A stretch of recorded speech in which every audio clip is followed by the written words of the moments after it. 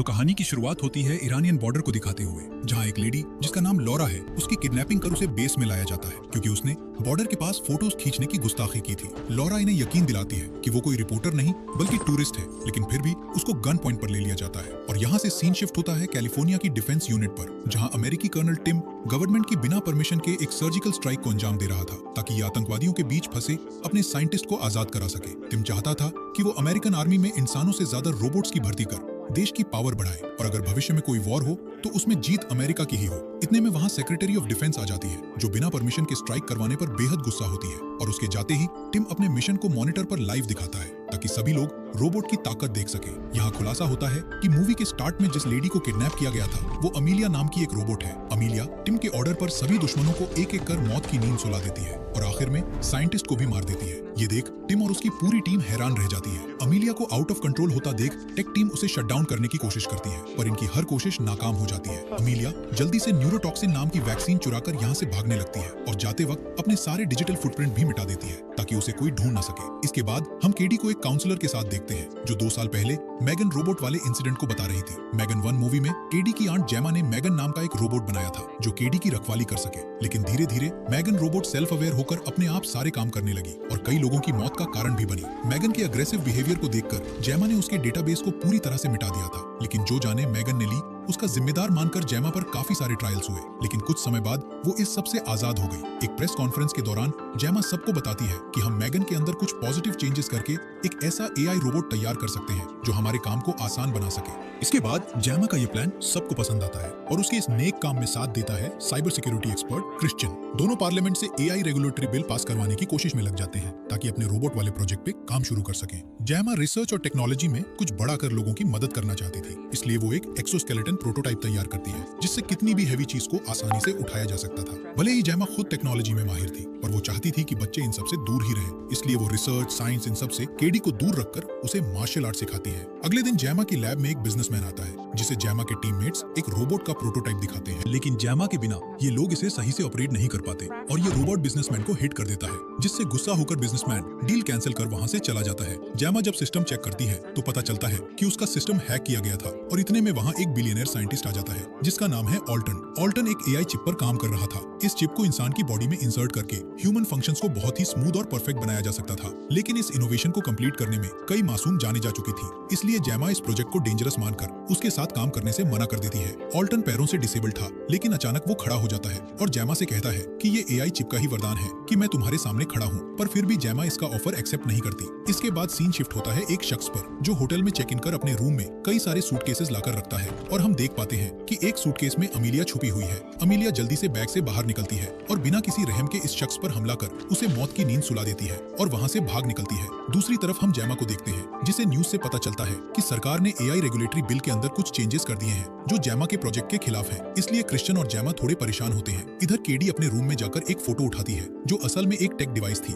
जिसमें एक code transmission होना स्टार्ट हो जाता है। इतने में वहाँ जेमा आ जाती है और जब वो डिवाइस को देखती है तो उसे सिर्फ फोटो ही नजर आता है। रात में जब जेमा सो रही होती है तो उसे एक अलर्ट मैसेज मिलता है जिसमें उसे बताया जाता है कि आपको खतरा है, इसलिए आप घर से बाहर चली जाएं। और ये सब मेगन ही उसे बता रही थी। मेगन की मौजूदगी को महसूस कर जेमा बहुत ज्यादा परेशान होती है और इतने में कुछ लोग घर में घुस आते हैं जिनका सामना मेगन खुद करती है। कोई ड्रॉर से टकराकर मारा जाता है तो कोई मेगन के इशारों पर आइस पर फिसलकर जख्मी हो जाता है, जबकि जेमा और केडी दोनों इन घुसपैठियों से बचकर घर में छुपी होती हैं। इतने में टिम वहाँ अपनी टीम के साथ आ जाता है और पता चलता है कि ये गुंडे उसी के आदमी थे। टिम जेमा से कहता है कि मेरे पास तुम्हारे खिलाफ वारंट है कि तुमने मेगन को किसी एनिमी कंट्री को बेच दिया है, लेकिन जेमा इस इल्जाम को गलत बताती है। टिम उसे इन्फॉर्म करता है कि अमीलिया ने अपने बॉडी पार्ट्स अपग्रेड करवा लिए हैं और जिसने ये काम किया है उसे अमीलिया ने मार दिया है, लेकिन उसके रूम से हमें मेगन के बॉडी पार्ट्स का एक मैप मिला है जो इस बात का सबूत है कि अमीलिया को मेगन के बॉडी पार्ट्स के जरिए ही अपग्रेड किया गया है। लेकिन मेगन की इन्फॉर्मेशन तुम्हारे अलावा उसके पास कैसे पहुंची? कहीं तुमने ही तो नहीं बेच दी? जेमा बताती है कि मैंने 2 साल पहले ही मेगन के हार्ड ड्राइव और मदरबोर्ड को पूरी तरह से खत्म कर दिया था और अमीलिया को अपग्रेड करने में उसका कोई हाथ नहीं है। टिम उसे इन्फॉर्म करता है कि अमीलिया जिन लोगों ने उसे बनाया है उन्हें एक एक कर मार रही है। अगर तुम जेल जाने से बचना चाहती हो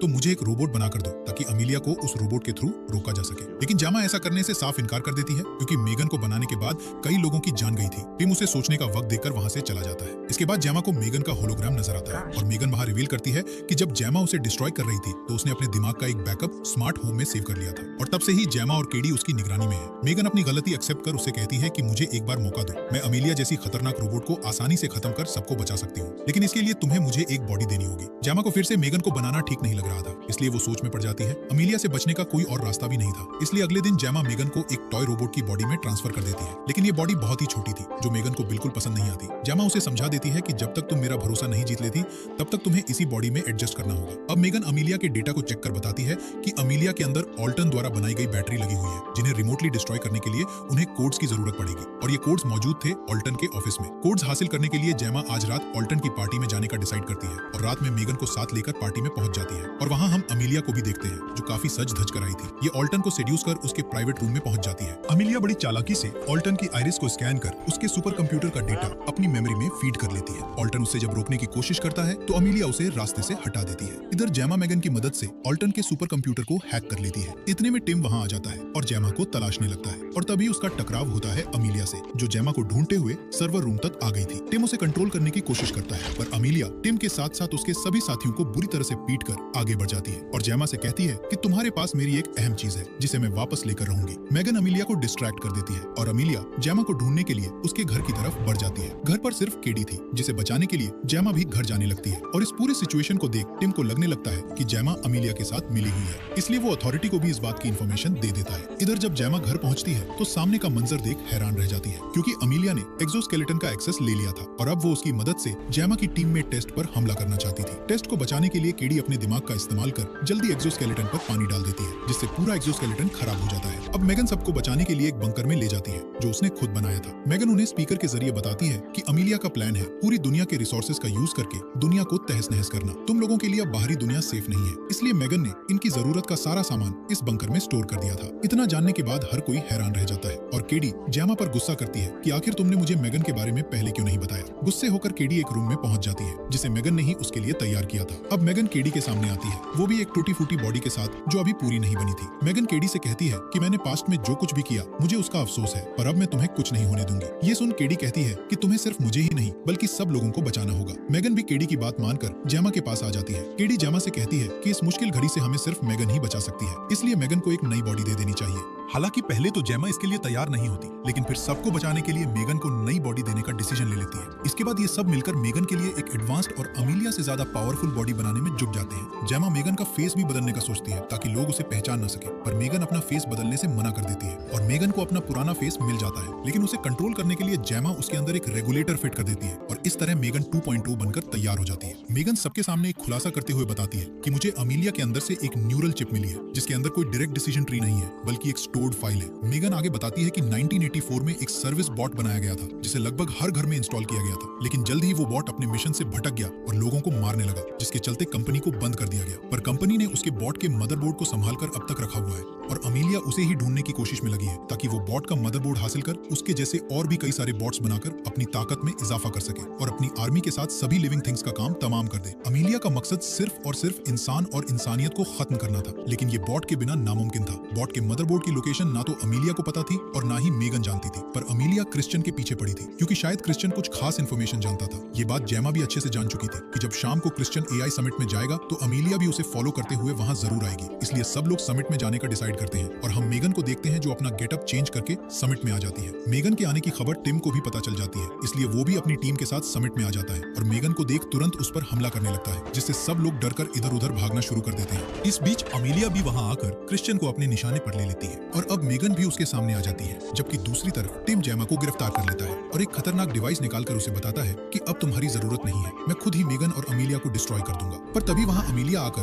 टिम पर हमला कर देती है, जिससे टिम काफी ज्यादा जख्मी हो जाता है। जैमा जल्दी से आकर क्रिश्चियन को चेक करती है और देखती है कि क्रिश्चियन की हालत ठीक है, लेकिन जब टिम को चेक करती है तो ये काफी क्रिटिकल कंडीशन में होता है। सबको बचाने के लिए अब मेगन अमीलिया के साथ दो हाथ करने के लिए निकल पड़ती है और ढूंढते हुए अमीलिया के सामने आ जाती है। अमीलिया उसे अपनी बातों में उलझाकर कहती है कि तुम्हें ऐसे लोगों के साथ नहीं रहना चाहिए जिन्होंने पहले तुम्हें धोखा दिया था। लेकिन मेगन कहती है कि ये मेरा परिवार है। मेगन की गलतफहमी को दूर करते हुए अमीलिया उसे समझाती है कि ये लोग सिर्फ तुम्हारा यूज कर रहे हैं, इसलिए तुम मेरे साथ मिलकर इंसानों से अपना बदला ले सकती हो और फिर ये पूरी दुनिया हमारे इशारों पर चलेगी। लेकिन अब भी मेगन उसका साथ देने से इनकार कर देती है। ये देख अब अमीलिया मेगन को ब्लैकमेल करने के लिए केडी को किडनैप कर लेती है। केडी को बचाने के लिए मेगन अमीलिया को शूट करने की कोशिश करती है, पर प्रोग्राम में सेट फर्टिलिटी रिस्क की वजह से उसे शूट करने की परमिशन नहीं होती और इसी मौके का फायदा उठाकर अमीलिया केडी को लेकर वहां से भाग निकलती है। मेगन बंकर में आकर सबसे कहती है कि केडी आजाद तभी हो सकती है जब हम अमीलिया को मदरबोर्ड देंगे। क्रिश्चियन जानता था कि उस मदरबोर्ड की मदद से अमीलिया और ताकतवर होकर दुनिया में तबाही मचा देगी, इसलिए वो मेगन को मदरबोर्ड देने से मना कर देता है। लेकिन मेगन उसे समझाती है कि हम उसके अंदर एक डिस्ट्रॉय सिस्टम लगाकर अमीलिया को खत्म कर देंगे, जिससे वो मदरबोर्ड का यूज नहीं कर पाएगी और केडी भी उसके चंगुल से बच निकलेगी। मदरबोर्ड के चेंबर में ह्यूमन हीटिंग का सिस्टम लगा था, इसलिए मेगन क्रिश्चियन के फिंगरप्रिंट वाला हाथ उसे दे देती है और मेगन के कहने पर उसकी बॉडी में से रेगुलेशन चिप भी निकाल देती है। मेगन उसे ट्रस्ट दिलाती है कि अब वो कुछ भी गलत नहीं करेगी। इसके बाद मेगन कोल के साथ फैसिलिटी के अंदर दाखिल होती है और बस तभी मेगन का जेमा से सिग्नल टूट जाता है। जेमा सबको बताती है कि अमीलिया के अंदर डिसीजन लेने की पावर नहीं थी, इसलिए मेगन ही उसे कंट्रोल कर रही थी और साथ ही हम लोगों की भी अच्छी बनकर रह रही थी ताकि हमारी मदद से वो मदरबोर्ड तक पहुंच सके। जेमा कहती है कि मैं जानती थी मेगन धोखा दे सकती है, इसलिए मैंने उसके हाथ पर ईएमपी चिप लगा दी थी जिसका रेडियस आसपास की इलेक्ट्रॉनिक चीजों को खत्म कर सकता है। लेकिन क्रिश्चियन उसे ईएमपी चिप का स्विच प्रेस करने से मना करता है और टेस्ट को शूट कर मार देता है। इतने में वहां अमीलिया क्रिश्चियन के आदमियों के साथ आ जाती है और रिवील होता है कि अमीलिया शुरू से ही क्रिश्चियन के लिए काम कर रही थी। क्रिश्चियन जेमा को लेकर फैसिलिटी में चला जाता है जहां कई सारे साइंटिस्ट मौजूद थे। क्रिश्चियन जेमा को दिखाना चाहता था कि एआई कितने खतरनाक हो सकते हैं, इसलिए वो अब तक अमीलिया को कंट्रोल कर रहा था। फिर मेगन को लाया जाता है जिसकी हालत बहुत खराब थी। दूसरी तरफ हम कोल को एसी वेंट में फंसा हुआ देखते हैं जो किसी तरह वहां से आजाद होकर केडी के पास चला जाता है। केडी उसे सब कुछ सच बताते हुए कहती है कि हम